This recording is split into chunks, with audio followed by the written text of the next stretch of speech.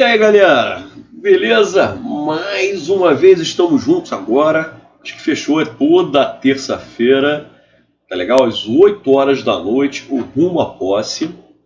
Lógico, você não deve esquecer jamais que nós temos a nossa live toda quinta-feira. Cara, eu vou falar para vocês, hein? Se nós conseguirmos aumentar a quantidade de gente participando da live, participando do Rumo à Posse, eu vou inventar cada vez mais coisas para vocês. Então eu preciso muito da colaboração de vocês. Eu preciso muito que vocês divulguem esse trabalho, que falem com todo mundo, falem com seus amigos, falem até com os inimigos. Falem com seus colegas de trabalho, primo, amigo, cunhado, tio, avó, sobrinho, neto. Fale com todo mundo, seus vizinhos.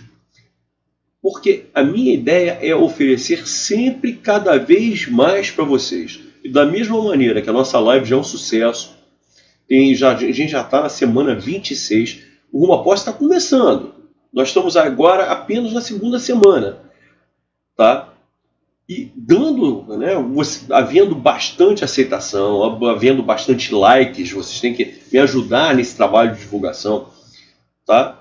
Enfim, tendo uma aceitação legal em termos de comentários, em termos de quantidade de pessoas assistindo, sempre vou oferecer mais. A gente já tem um trabalho que é às quintas-feiras, agora a gente está agregando um trabalho às terças-feiras, e dando certo, de repente a gente já bota algum para fim de semana também, cria mais alguma outra coisa, o bizu do Rosenthal, enfim. Mas eu dependo muito de vocês nesse sentido. Tá? Quero muito a ajuda de vocês. Você vai estar sempre disponível a oferecer mais. Tá? Como nós estamos aí na proximidade do concurso do MP aqui do Rio de Janeiro, eu trouxe mais uma questãozinha muito legal, muito bacaninha, da Fundação Getúlio Vargas. Tá? Uma questãozinha que está ainda quentinha, está no forno, mal saiu, foi no concurso lá da Prefeitura Municipal de Salvador, lá de Salvador, né? Nossa boa terra, para professor, tá? Questãozinha da Fundação Getúlio Vargas. Vamos lá. O fundamento jurídico para a proteção dos animais no Brasil está no artigo 255 da Constituição Federal, que incumbe o poder público de... Aí, olha lá. Aí, nesse momento, o que ele faz? Ele reproduz o que está escrito na Constituição Federal.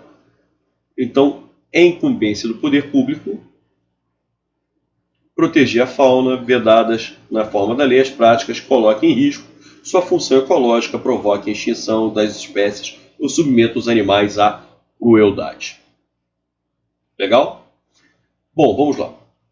Esse texto se refere a um outro texto. Sim, dentro de um texto há uma reprodução de um outro texto. Inclusive, nós temos nessa situação uma questão de intertextualidade. Intertextualidade. Sim, nós temos a intertextualidade porque dentro do texto de um autor, você tem o texto constitucional. Bom, vamos lá. Sobre os textos que aqui dialogam, assinale a afirmativa correta. Bom, esse texto se refere a um outro texto. Vamos lá. A alusão feita ao texto da Constituição é realizada em forma de paródia. Gente, paródia. Paródia é gozação. É uma ironia. Você está fazendo um deboche, um escárnio em relação ao outro. Eu, de vez em quando, você tem uma frase filosófica muito famosa, que é penso, logo existo. Essa frase de René Descartes tem várias paródias, várias gozações. Por exemplo, eu li outro dia um texto de uma pessoa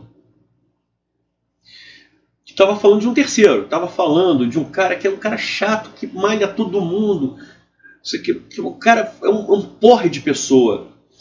E aí, no final, ele fala assim, a frase, na cabeça desse cidadão, a frase não deveria ser penso logo existo, deveria ser critico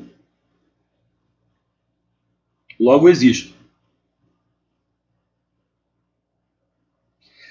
Então aí é uma gozação com aquele cara, porque era um texto que falava de um cara chato pra caramba, que, pô, só via as coisas pelo lado negativo, né? Então aí ele faz, naquele contexto, quando ele fala em critico, logo existo, ele está fazendo uma ironia, uma paródia à frase original. Eu brinco, né? O pessoal gosta, porque sabe que eu gosto de beber minha cervejinha.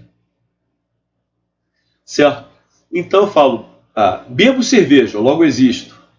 Então eu pego a frase de René Descartes e faço uma brincadeira em cima disso, faço uma ironia, uma gozação.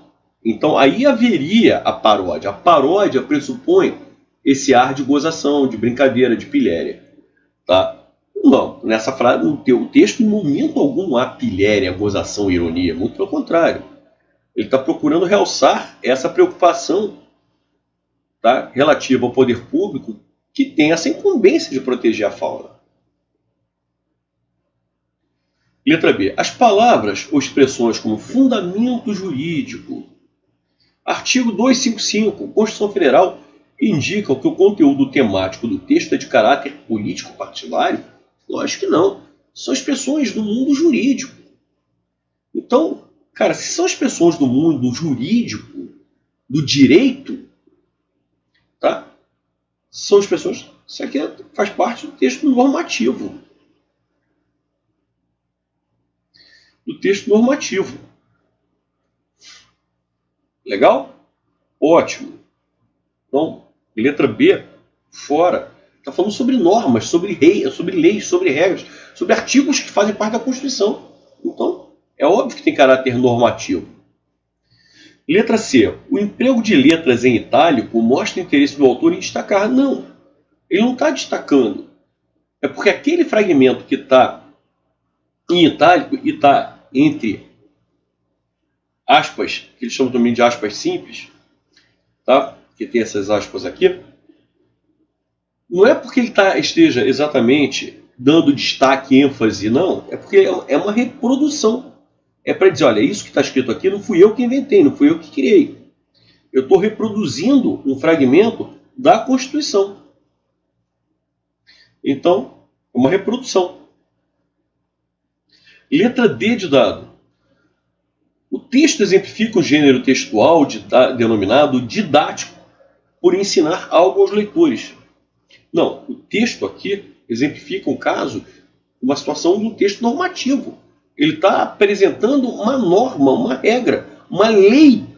Então, um artigo de lei, o artigo da lei maior de todas, que é da Constituição. Então, trata-se de um texto que normativo. Por fim, o texto em itálico encontra-se entre aspas simples, por já haverem sido utilizadas as aspas duplas. É verdade, olha só. A banca pegou um texto qualquer. Certo? Quando ele pegou um texto qualquer, ele colocou entre aspas duplas. Então aqui. Então quando a banca pegou esse texto e colocou entre aspas, dentro desse texto, o que ele até mesmo falou, esse texto dialoga com outro texto, que é o texto constitucional. E esse texto constitucional, ele quis isolar também por aspas, mas para ficar diferente do maior, aquilo, né, lembra-se que em matemática, que é você, por exemplo, você abre chaves, colchetes e parênteses. Quando você fecha ao contrário. Do contido, né, do elemento contido para o que contém. Então, como esse fragmento da Constituição está inserido no texto do autor, que nem aparece o nome aqui, os nomes nem aparecem, então, esse fragmento constitucional está fazendo parte do texto. Por isso, inclusive, que primeiro, olha que coisa curiosa, ele abre com aspas duplas. Mas, tá? Porque aqui é do autor do texto. Depois ele coloca aspas simples, para indicar o quê? A reprodução do elemento constitucional. Quando ele fecha, ele tem que fechar ao contrário. Por quê? Porque como esse fragmento da Constituição está dentro do texto desse cara, que eu nem sei quem é, eu primeiro tenho que fechar a reprodução. Por isso que ele usa, no fechamento, primeiro as aspas simples. Para depois, por fim, usar as aspas duplas, que é para fechar o texto do autor. Então, o texto em itálico encontra-se entre aspas simples, por já haverem sido utilizadas as aspas duplas. É isso mesmo. Por isso que a resposta dessa questão foi a letra E. Valeu, galera! Não se esqueçam, então, de fazer aquilo que eu solicitei, divulgar o máximo possível para todo mundo. Quero empulhar isso aqui de gente. Tá legal? Nas próximas semanas a gente vê aí a quantidade de pessoas. Se vier uma quantidade muito grande, eu vou começar a distribuir livros, enfim, a fazer sorteios de livros, materiais, enfim. Então, cara, aguardo você, hein, na próxima terça-feira e não se esqueça da live de quinta-feira. Valeu, pessoal, grande abraço e até a próxima!